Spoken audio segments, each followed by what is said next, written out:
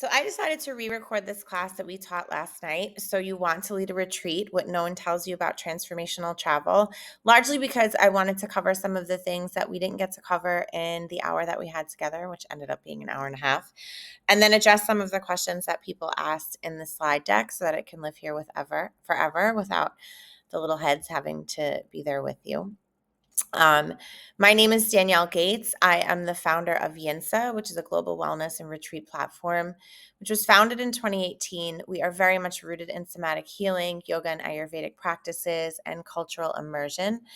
We offer transformational experiences through retreats, courses, and community, supporting both personal healing and practitioner growth. We are very much committed to not only helping our clients grow and evolve, but also helping the teachers who work on our platform grow and evolve. I very much believe in a synergistic platform, not a hierarchical platform, and I want Yinsa and Live Yinsa to truly be a collective. And so I'm offering this training to help you kind of understand how to not just run retreats on your own, but run a Yinsa retreat specifically, because I think our retreats are really special. Our mission is to hold space for deep embodied healing and to empower retreat leaders with the tools and structure to create meaningful change in the world. So, one of the things that you might not know about me if you're just meeting me for the first time is I am very much committed to transparency and honesty and integrity. I will tell you all of the mistakes, or many of the mistakes, probably not all of them, that I have made in retreat leadership and in running a business in general. So, this class is very much going to be about truth, not perfection. I'm not going to pretend that I do everything perfectly. One of the reasons why I really want to build this collective is because I want to collaborate with people who think differently from me and offer skills and strategies that maybe I don't yet have. And my intention here is to help you skip the hardest parts of the retreat leadership journey. Some of the hardest parts are actually building the business from the ground up, which I've already done. And so I want to help you kind of do this work without having to do that from scratch. So in this training, I'm going to cover some of the biggest mistakes that I've made and how you can avoid them. So first, it's important for me to pay homage to my teachers.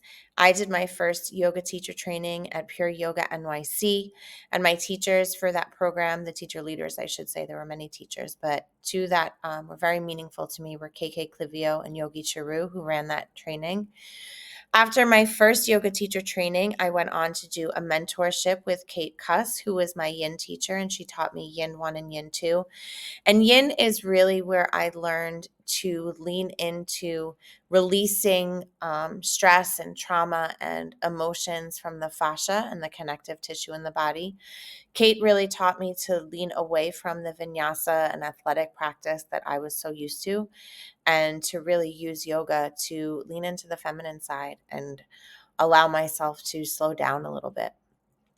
Mark Nels and Dr. Vani Gandhi supported me through my practicum at Mount Sinai, where I had the opportunity to build on my yoga therapy training, which I'll talk about in a minute.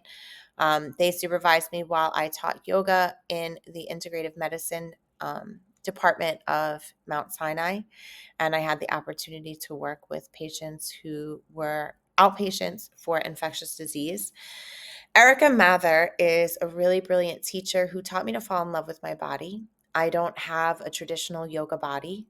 I'm a little bit squishier than most yoga teachers, which I have really learned to lean into. And I found that it's allowed me to connect with students who maybe don't fit the image that we have of like this lean, long yoga teacher, the Instagram teacher. I don't really fit into that model. And so she really taught me to fall in love with my body. She wrote a book called Adore Your Body that may resonate with a lot of my students. If you haven't read it yet, I highly recommend it.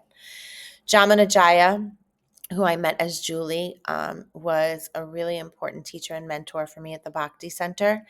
I volunteered for a few years at the Bhakti Center, and it's where I fell in love with the spiritual practice of yoga and really learned about all 8 limbs. When I first came to yoga, yoga was an asana practice. It was an athletic practice, but Jamanajaya really taught me the philosophy of yoga and how to fall in love with Krishna and the idea of giving back. and service as a way of connecting with God.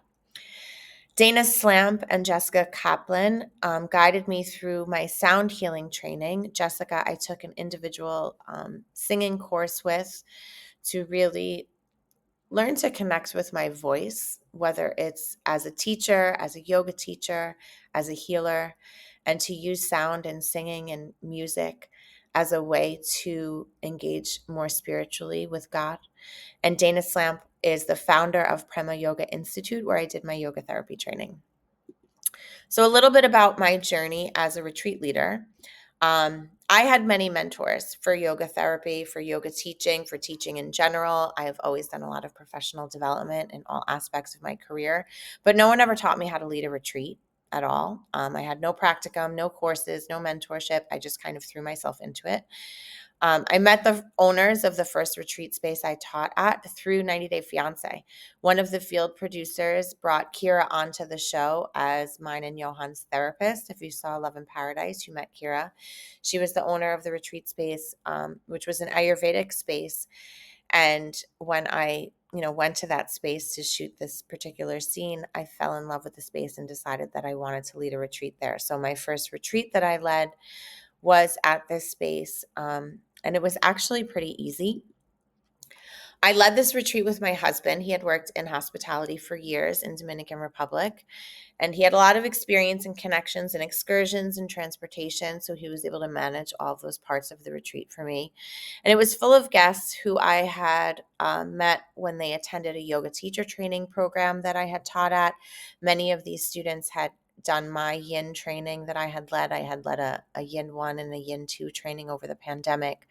And this retreat was very successful in every way, except financially. The people were really happy. I offered a lot of programming, and people really had transformational experiences. But from a financial lens, it was not profitable. And I ended up having to invest about $10,000 of my own money in order to run this retreat.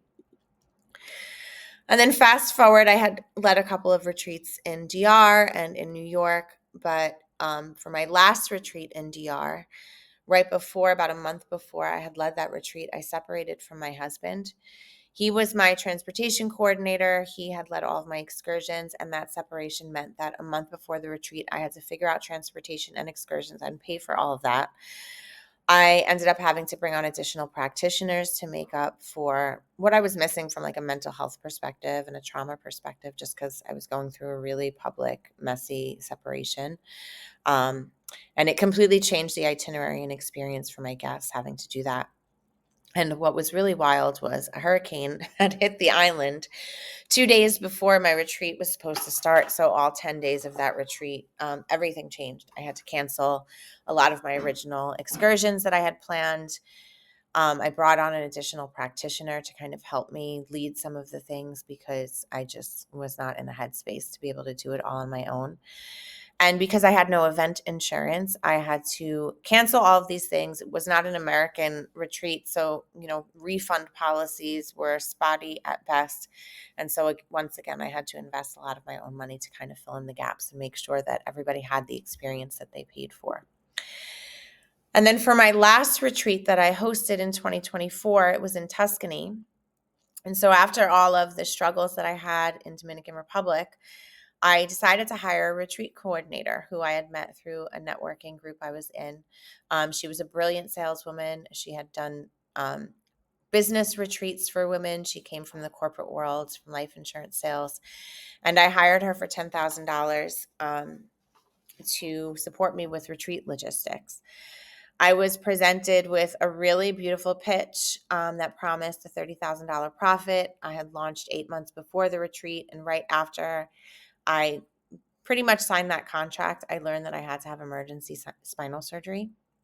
And so my team, my Yinsa team, my retreat coordinator, they had to take on a lot of extra work for sure. And although this coordinator did a lot of things that were not in her job description for sure, when it came down to it, the things that I really needed her to do, the logistical piece that I was promised, During the retreat, I really didn't have the experience that I thought I was going to have. She took an entire day off on a free day while we were in Florence. A lot of the time during the retreat, she was working on a computer on her business. And so I didn't really feel as supported as I wanted to.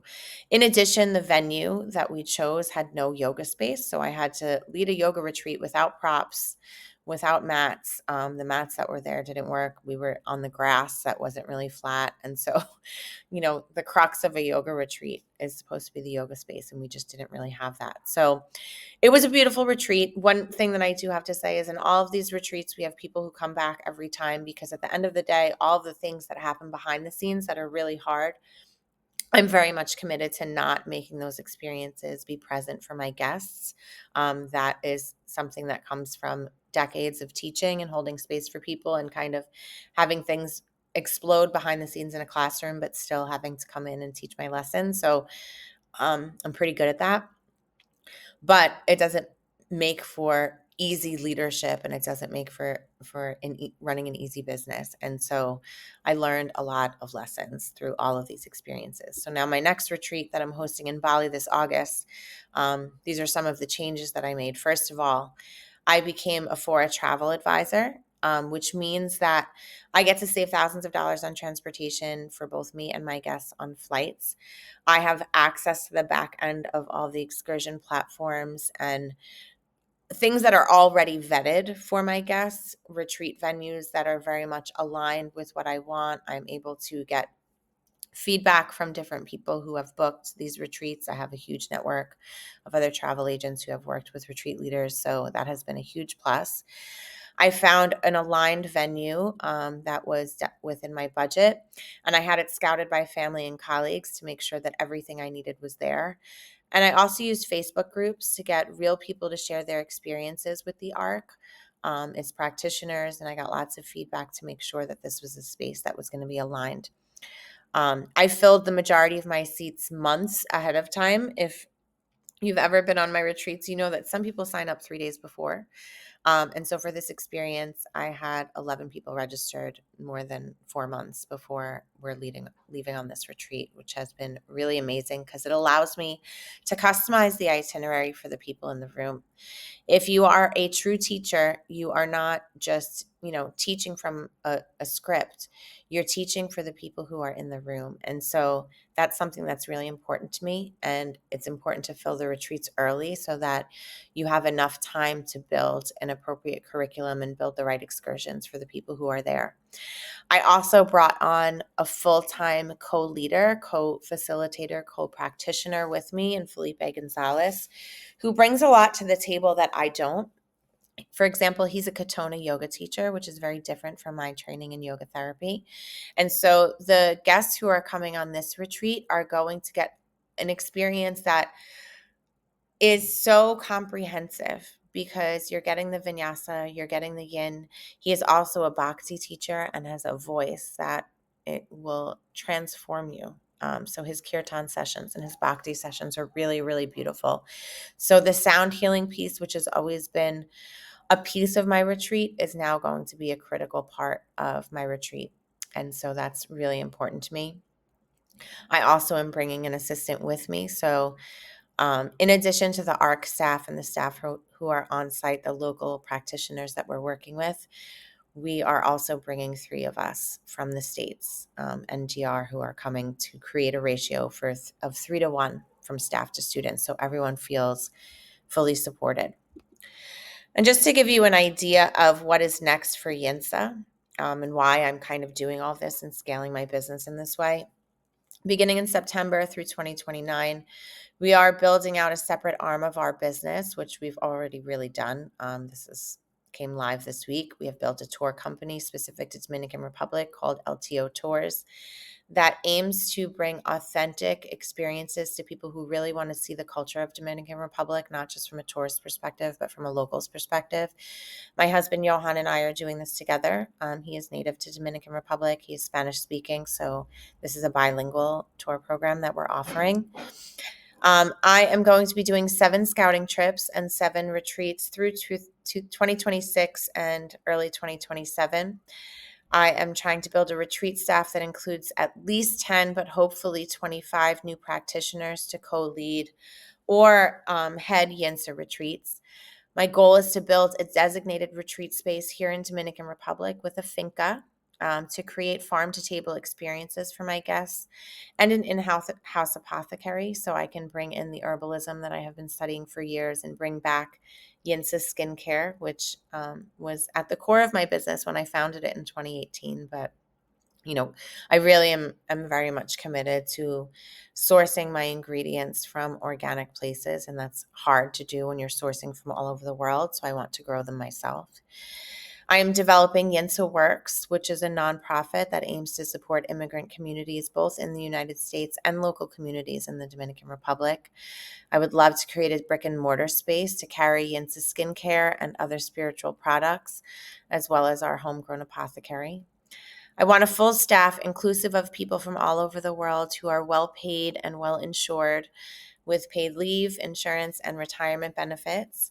And I would love to have a roster of thousands of happy clients who return to Yinsa experiences because they feel safe and supported by the Yinsa community. So where do you come in? We are looking to train a minimum of 25 retreat leaders through our retreat leader training in order to build a staff of practitioners who are trained in trauma-informed healing modalities and are willing to hold space for 12 to 25 retreat guests in various locations around the world. I have built a course in order to do that. The name of the course is Route to Rise, the Yinsa Retreat Leader course, which is part online, part study abroad. And this will prepare you for scouting trips, as well as to co-facilitate a Yinsa retreat in 2026 or 2027. And upon completion of the course, we are going to provide you with everything you need to build your own retreat. And even if you don't think that a Yinsa retreat is the right fit, you can take everything that you learn and go and create your own retreats on your own with everything that we've taught you. And so I want to tell you, most importantly, what is involved in leading a Yinsa retreat. So I'm going to go through our organizational tool. If you attended the session live, you're going to get a copy of this tool. If not, if you're just watching this on YouTube or on a replay, you will get this tool if you decide to register for the course. So I'm going to go through this tool with you. You can't see it on your screen because just the nature of this recording platform doesn't allow me to do that. But if you listen, you'll hear all the things that are involved in leading retreat. It is quite complicated, but I organize everything that I need for every retreat on this ginormous spreadsheet. So on the first page, we have our budget, which is the most important thing that you need in a retreat. It identifies, first and foremost, your venue charges. What is the rental for the venue, the taxes, the service charges, any on-site facilitator fees. So sometimes a retreat venue might have an assistant that you have to pay hourly to be there. And it's always great to have someone on site from the retreat space who's there 24 hours. Then you need to identify your meal charges. So how many breakfasts, how many lunches, how many dinners, what is the charge for each of those things? What are you paying for all of the airport transfers? People don't realize that airport transfers can be some of the most complicated parts of a retreat, because when you have 12 or 16 or 20 people who are all landing in all different times, different people have flight delays, you have to have individual transfer for each one of those things. One of my biggest mistakes at the first retreat was I thought it would be a great idea to have a van just waiting at the airport, and when people land, they'll just get in the van and then the van would sit there. And people were waiting for 4 hours while other people landed, which was ridiculous. But I didn't know any better at the time. So now we have individual transport going to and from all of our retreat space, which can be very expensive. Big difference between Dominican Republic and Italy, for example, in doing this. Many people have a huge budget for marketing and ads. I will say that I've never spent more than $100 in my entire business on Facebook ads. Every piece of marketing that I do is me showing up live on Instagram or on TikTok, kind of talking about the work that I do, offering different insight into my retreats, explaining to people what some of the things that we're working on a particular retreat. But all of my marketing is just me. It's my own emails. It's my own face, my own voice. It's not AI. It's not Facebook generated. It's just generated by me. Facilitator fees. So if you're bringing on co-practitioners, what are you paying each of these people? Photographers. I always have a photographer and videographer on site to make sure that they're capturing all the things that I might be missing. They're capturing testimonials and all this content that you collect, you can then use for your marketing for your retreats in the future. Flights. The flights, for example, for Bali, for all of my practitioners could be upwards of $10,000. And so that's a huge part of your budget. Housing for your facilitators. Historically, I've always had facilitators who are staying in the same space that the retreat guests are, but for the first time this time, um, I am actually creating a separate space for practitioners. This is really important because sometimes, especially when you have a time difference that's so great for us, like it's a 12-hour time difference. Most of my market who's coming on this retreat is coming from the East Coast of the United States, and Bali is a 12-hour time difference. So while we're working and enjoying our time in Bali, all of our families are at home sleeping. And so they may want our attention, when we're not teaching or leading something. And so having a space for your facilitators to leave and go to might be something you want to work into your retreat. What are your materials that you're going to need? Chart paper, markers, notebooks, all of those things that you have to bring with you. You need a budget for that. Excursion budget is huge. So what are the different things like, where I am big on field trips. I was a high school teacher and a middle school teacher. And when I taught in the classroom, I always felt like people learn the most about a place when they actually immerse themselves in that place. I was a history teacher before I did anything else business wise. And so I'm very much committed to when we have a retreat in a place, you're learning about the place and the people of that place. And I hold a retreat in a particular location because that place holds value to me. So the excursions in a place are really important, and it's usually a huge part of my budget. Insurance, making sure that you have event insurance in case of a hurricane, like I shared before. That's a really important part. Swag. Something that I offer on my retreats, which you don't really get on other retreats, is I make sure everybody gets a goodie bag that is very much connected to the work that we're doing. So, for example, my retreat in Bali, we're working through the 7 chakras. I'm creating materials to help people work through each of those 7 chakras in the use of like almost like a chakra spray. I did it for the heart chakra once, and now I'm doing it for all the different chakras. What's next? Emergency fund, making sure that you have some petty cash for tips, for just things that might come up during the retreat. Someone needs band-aids and you don't have it. Those kinds of things, miscellaneous expenses like a first aid kit, just things that could come up. And then we identify the income by guest. Now, many people on their retreats, they have a price for a double room, a price for a single room, and that's it. Because I am very much committed to everyone having access to healing, and I recognize that being able to pick up and leave your life, take off of work for 10 days, find someone to watch your kids, and just having the money to fly across the world, that is really hard for people. And generally, people who need healing don't necessarily have a ton of disposable income. That's not always true, but I do want to always price my retreats so that the people who can afford it come, and the people who might need some subsidies can get that. So you'll notice that on this retreat tool, I have income by guest, and that income might be different for each individual person because I charge people based on what they need. And then we decide what is our gross revenue, what are our total costs, and then we determine a profit. And the goal is always a minimum of a $10,000 profit on each retreat. But as we move forward and as I'm able to cut costs for being a travel agent, I can now have a much greater profit. The next tab in my tool is for all of the information on practitioners. I collect their phone numbers, their email addresses, their mailing address in case I need to send them anything. What is their arrival date and time? What is their emergency contact info in case anything happens? And this is something I have for all of my guests and all of my practitioners. I upload a copy of their passport just in case anything happens, in case they lose it, in case they get hurt and need their insurance, whatever it is. You always want to make sure that you have a copy of everyone's passport who is traveling under your umbrella. And then I identify dietary restrictions. A lot of my practitioners are vegan or vegetarian or maybe have some allergies. And so you want to make sure you have that on hand for anyone who is going to be supporting your people. And then any special circumstances, like, any particular disabilities that anyone has, or just anything that you want to note. This person has something going on at home. You want that information to live. And then I collect very similar information from all of my guests as well, in addition to a photo, because when your guests land, not everybody who is picking them up knows what they look like. And so I make sure that all of the drivers for all of my guests have a picture of them. So I ask guests for a copy of their photo. And then all the same information that I asked from the practitioners. What is their phone number, mailing address, dietary restrictions, and emergency contact and passport link. And then my next tab is all of the room assignments. Now, one thing that you have to make sure that you know is, do any of your guests have sleep apnea or a snoring issue? Because that is something that has come up and created a huge problem in my retreats. So making sure that you know if your guests snore is important so that you can room them together. It sounds silly, but it is a very important thing to do.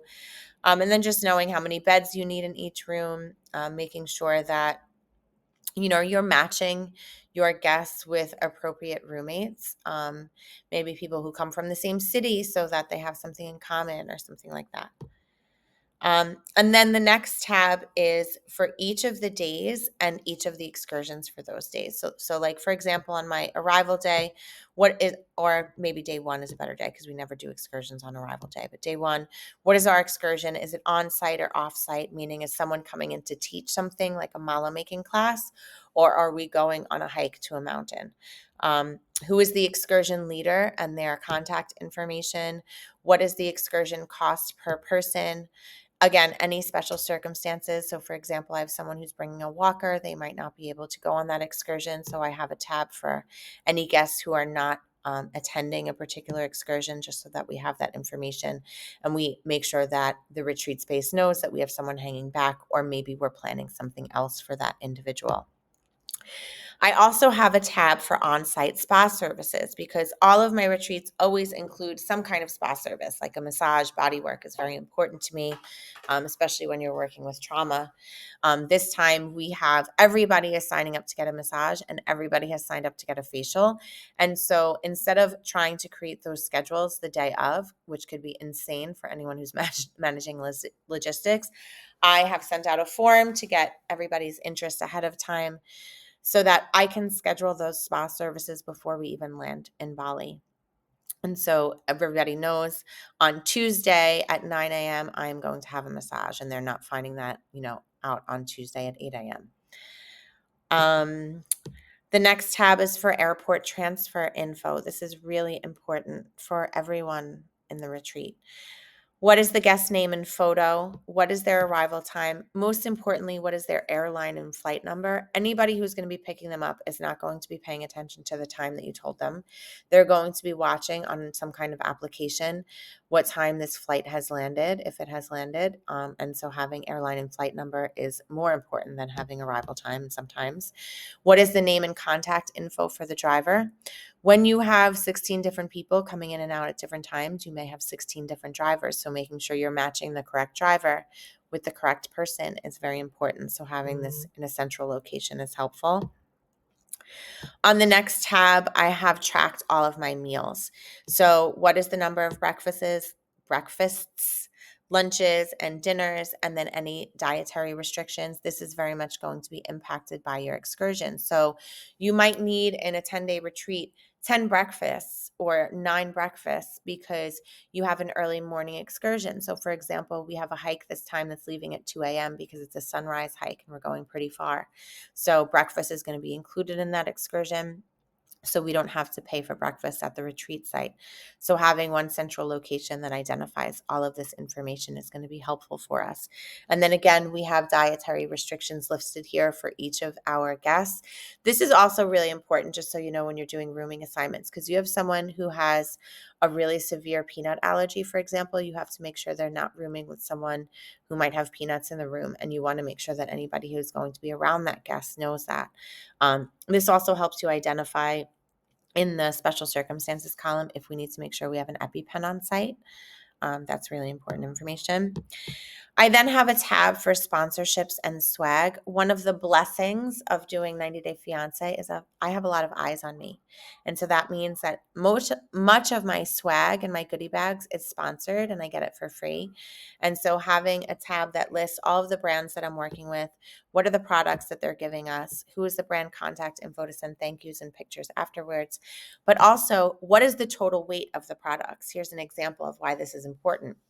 We were sponsored by Intelligent Change and the 5 Minute Journal for our retreat in Tuscany. 20 journals is very heavy. Who's carrying all of that?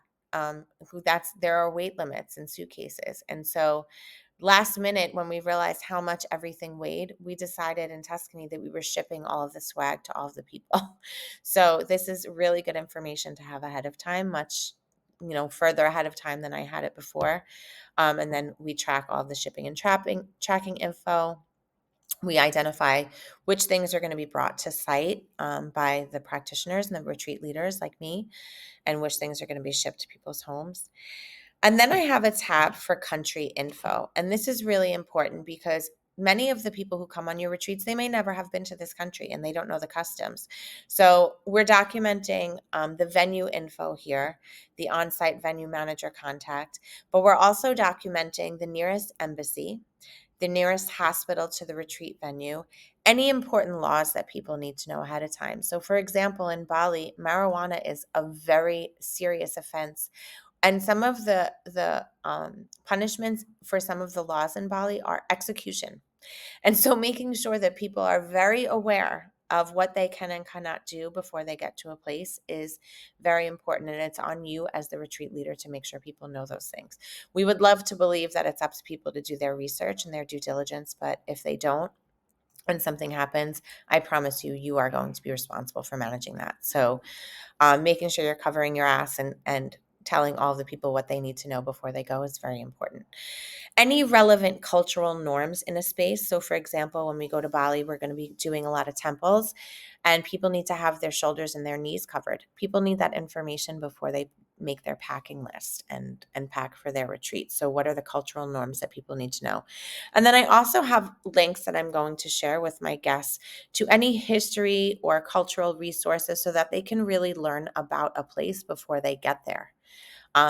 You don't want people to go to a country ignorant because as a retreat leader, you want your practitioners who are coming in, who are local practitioners, to feel respected and honored. And so making sure that people understand the things about a country that make it really important and why you're choosing to lead a retreat in this space. That's very important.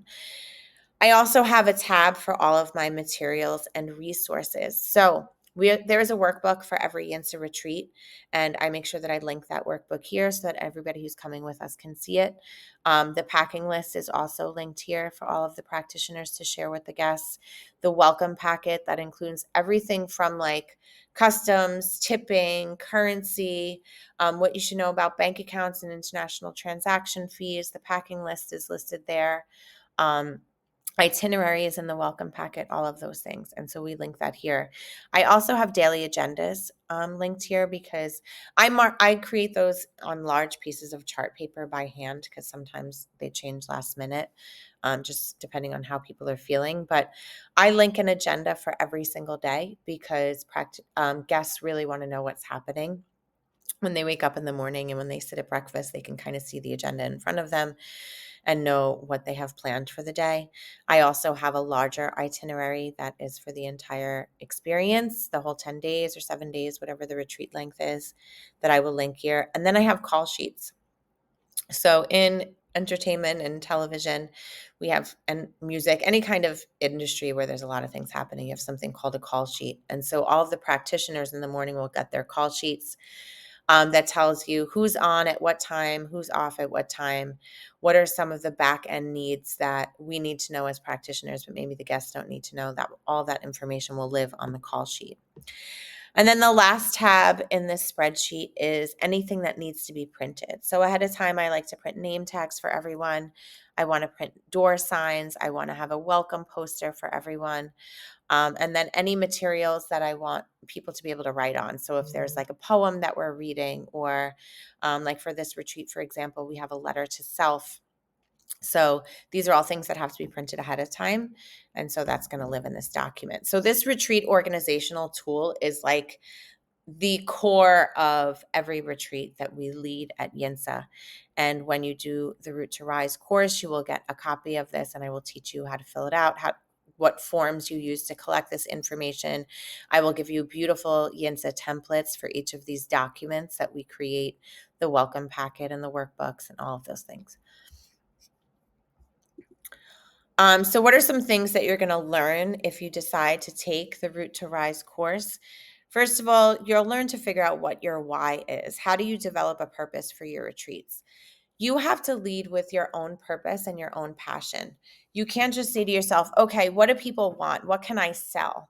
Because if you do that, you're not creating transformational experiences, you're just creating vacations. So you really have to lead from a place of passion, and that passion has to come from your why. So I'm going to teach you how to really figure out what that is.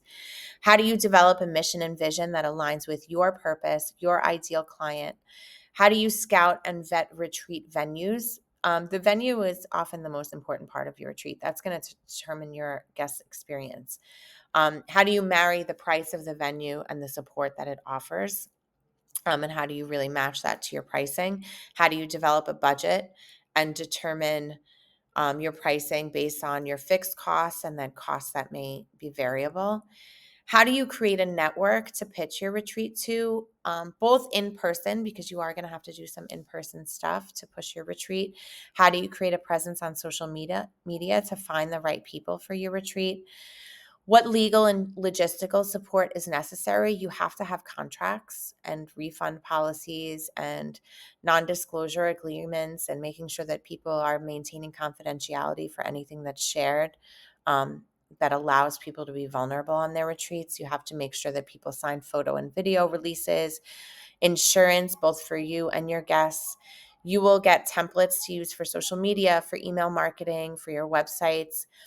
If you decide to join the Yinsa team, you don't need to build any of this stuff. We will build it all for you, but we will also teach you what are the things that you need for your landing pages, for your social media platform, all that stuff. How do you get sponsorships for retreat swag bags? If you work with me, you get my public platform to get these brand deals and these free goodie bags. But if you choose to do this on your own, I will teach you how to pitch brands to get these things.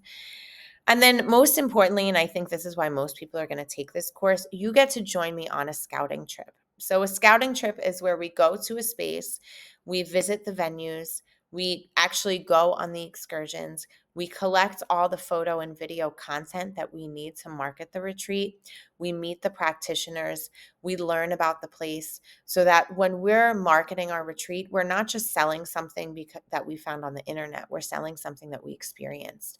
And we're really talking from a place of knowing. And so the scouting trips before a retreat are really, really important. When I was in Dominican Republic and I led retreats in Dominican Republic, I was here. I was at the venue on a regular basis talking about this is why I chose this place. And so that's a really important part when you're pitching your retreat, that you really have experienced what is happening. When I led my retreat in Tuscany, I had not seen the venue. And had I gone and seen the venue, I wouldn't have hosted it there, to be very honest. It was beautiful and my guests really loved it. They had an amazing time. But as a retreat leader, it was a very challenging space to host a retreat. The owner of the venue was constantly in my face and talking about air conditioning and electricity. There was imagery in the rooms that depicted slavery that was really fucking inappropriate. And so that was all the result of leaning on a logistics coordinator to choose a space that was beautiful, but not necessarily fitting for what I was offering. So what do I have? Why work with me instead of someone else who might lead a retreat course or another retreat leader? I have a formal education in education. I have degrees in history, sociology. I have taught and written curriculum for over 20 years.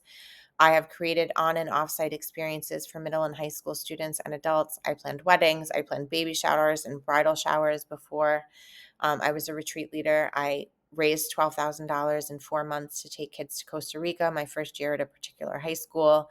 I took students to interview Occupy Wall Street protesters. I created documentary films with students.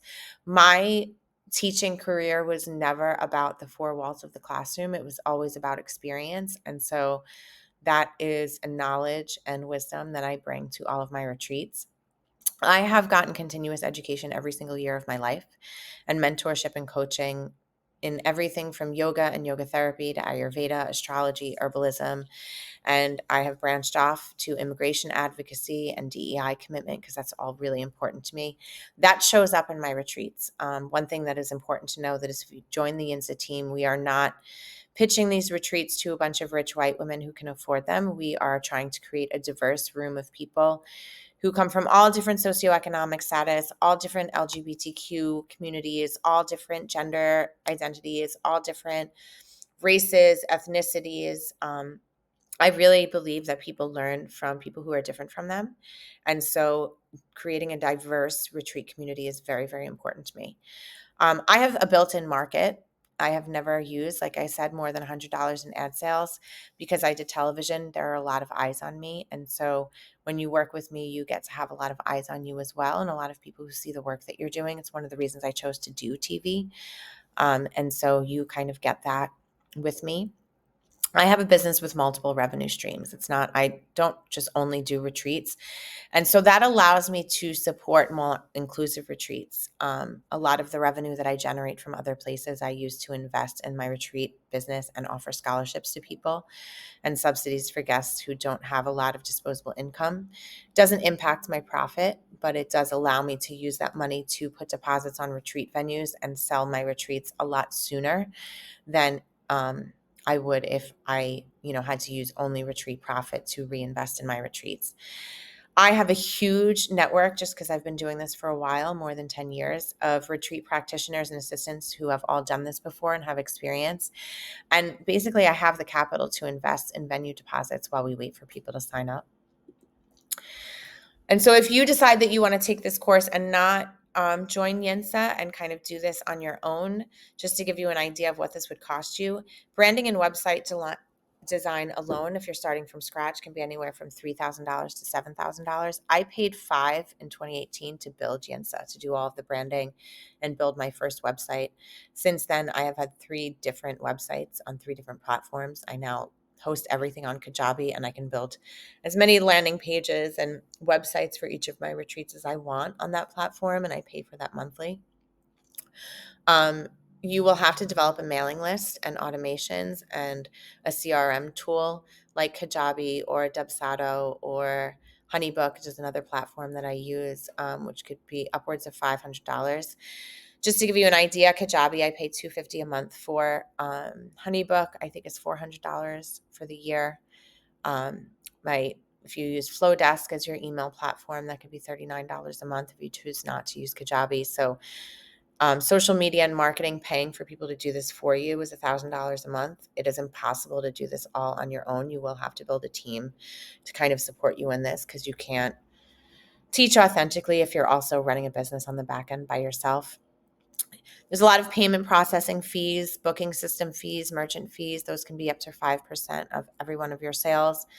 Contract negotiation, legal fees, event insurance, easily another $1,000 to $2,000.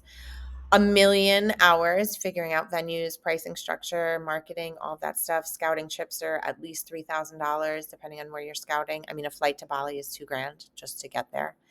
So the total investment in building a retreat business from scratch can be anywhere from $13,000 to $15,000 to do it on your own. And that's just in money, not in time and energy.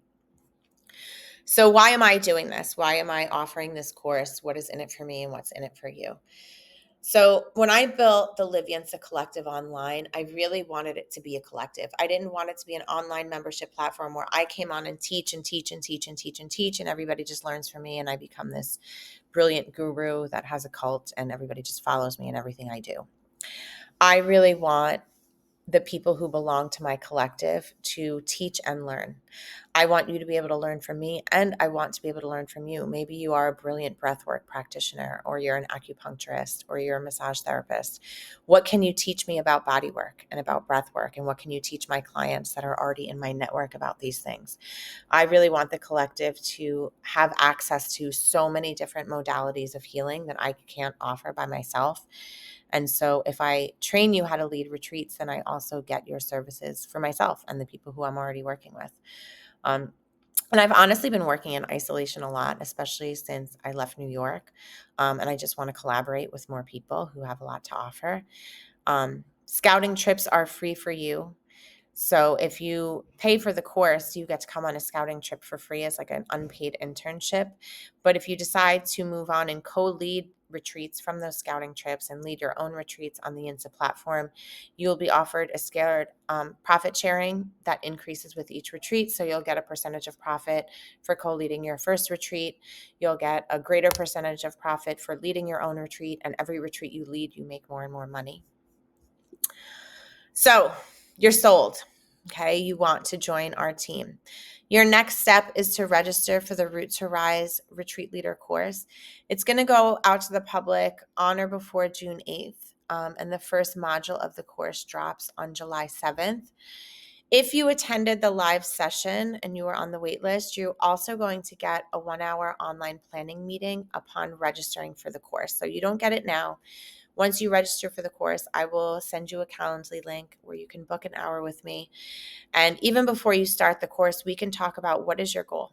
What kinds of retreats are you looking to lead? Who is your network? What help do you need? And so once you start the course, I already have an idea of how I can support you. I really want 25 people in this room. So that means I might be taking 25 hours to meet with all of you individually, which is an enormous amount of information for me that I can then use to build this business authentically with people in the room who, just like on my retreats, like I know who's going to be there ahead of time and I'll be able to support you better. And then if you do nothing else, if you don't take the course, if you don't want to lead retreats, you decided this is too much work, just do me a favor and watch the TED Talk by Simon Sinek, which is Start With Why. And it helps you think about your purpose and your gifts and the ways that you can lead in the world. And even if you don't do retreats, you decide you want to lead in some other way, I invite you, because you sat through all 45 minutes of this video, to figure out what your purpose is in the world and what you want to do, whether it's alongside me or on your own. I really want you to figure out what it is you're here to do. Because if we have a world full of people who know exactly what their purpose is, and they learn how to share their gifts, we will be a much more educated and evolved society, and a lot of the things that we're seeing that are terrible in the world will change. I hope that this video was helpful for you. I hope that you learned a lot about leading retreats. I hope that it has inspired you to take the Root to Rise course. And even if it hasn't, I am always here to answer your questions and offer guidance and support. Thank you so much for listening and watching and being present with me. And I wish you luck in your retreat journey.